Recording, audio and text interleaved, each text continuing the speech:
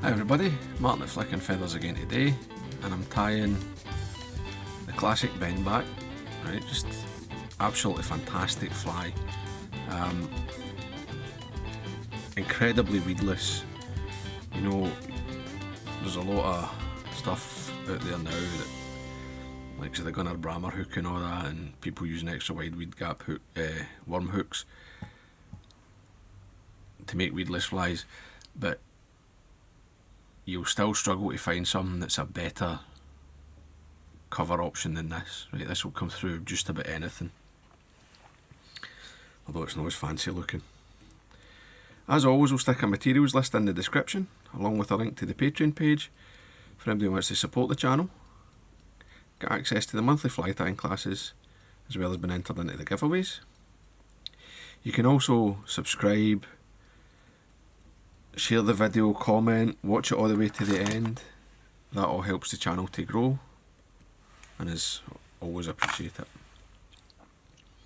So I've got my hook and my vise, and this is an Ahrex bent shrimp or curved shrimp. It's the NS150, and this is a size 6. It's quite a big hook for a 6, right? It's about the same as a size 2, like 34007. And I've just run on some white 6/0 Veevus. It's 140 denier thread, which is plenty for this size, and the Veevus is nice and strong. Just put a wee base of the white thread there, and I'm going to take some, this is actually Ahrex thread. It's also a Veevus product, but any sort of mini braid will do fine. I'm going to take about 30 centimetres or a foot, fold it over my thread to double it,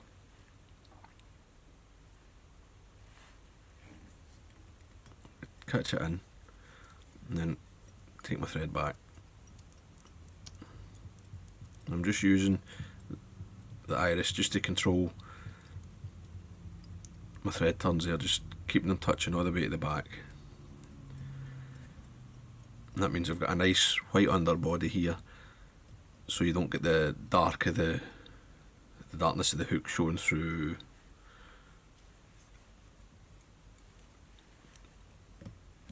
the pearlescence. And then I'm just going to take these two strands and wind them up. Now you could add weight if you want at this point, or just a few wraps of lead wire or lead foil. You don't need to do that with these old-fashioned Bendbacks in order to make it flip, right, and fish hook point up.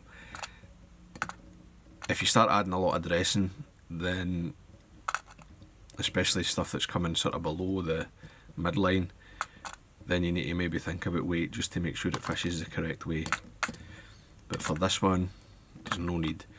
And I like the weightless version as well. It's great for fishing like popper dropper. So you can, you know, tie short length of tippet onto the bend of your popper and have this behind it, and you don't need to worry. You know, your popper might have a weed guard, but this is still super weedless. You can cast it right up against the structure and all that, and you don't need to be afraid that you're going to get hung up. Now, just for a wee bit of durability, I'm just going to get some bone dry.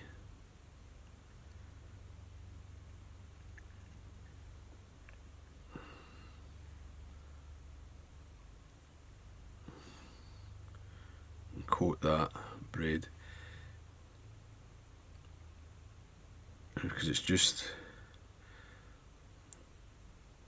basically just mylar, you know. It can be vulnerable to a fish's tooth. And what I'm going to do is just rotate it until it evens out how I like it. There's maybe a wee bit much there, so just maybe spread it out.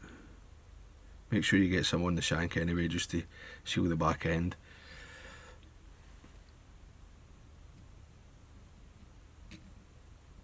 Take that wee bit away,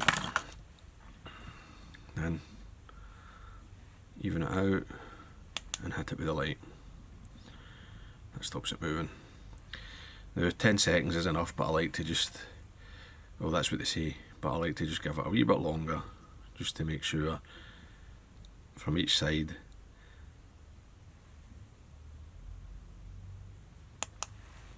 and that's nice and set up, nice and dry.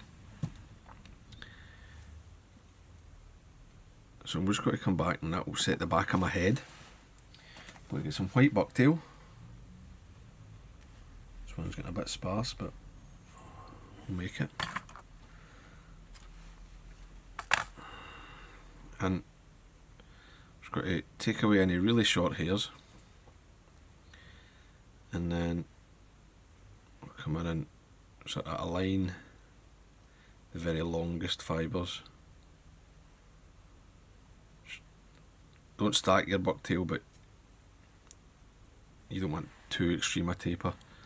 Length, I'm looking at sort of 2 hook lengths, so you've got a hook length at the back.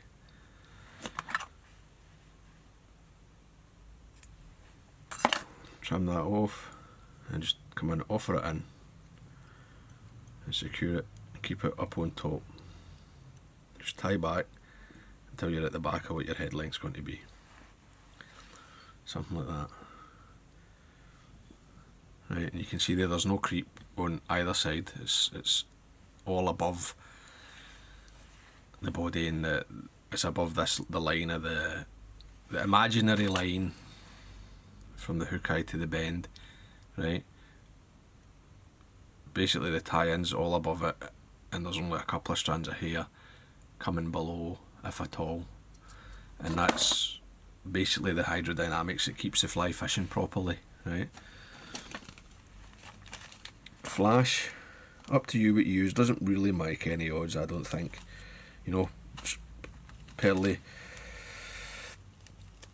crystal flash would be fine. I just happen to have some Flashabou weave on my desk, and it's the gold, silver, pearl. And this is just basically 3 strands of crystal flash woven together. So I've got 2 pieces of this. I'm just going to catch it at the front, fold them back, and tie back over them, right, so they can never pull out. And then I'm going to cut them at different lengths, so when it frays there is a bit of a taper in it, and the longest fibres are just a wee bit longer than the bucktail.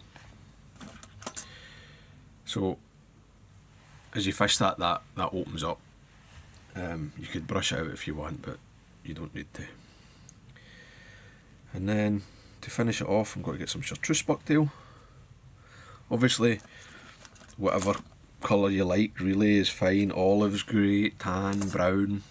You know, you could do like a Mickey fin if you want, or you could even do like a black nosed dace type of colour pattern. These are all effective. And the same again, I'm just sort of lining the bucktail.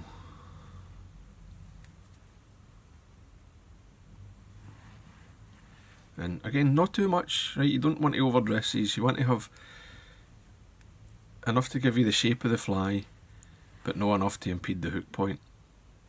And I'm going to have it about the same length as the white. And then I always pre-cut it. And then I'll offer it in. And same thing again, just catch it in. Make sure it's sitting on top. You can sort of pull up if you want, and then take your last turn with it back. That's perfect. And then just tidy up the head, basically. Come to the front, and just keep building up the thread until you come up over the step of the cut ends of the bucktail. Then build a shape you like. I mean, I don't mind a decent sized head on these. It means that if you want to like paint on an eye or stick on an eye, you've got enough space. I'm not going to put eyes on this, but I still like the kind of slightly beefier head. And I'll just whip finish.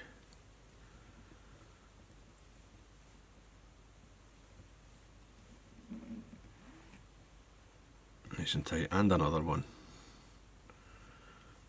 I mean, it's got to get a couple of coats of cement, but it's also getting thrown into sticks and all that, so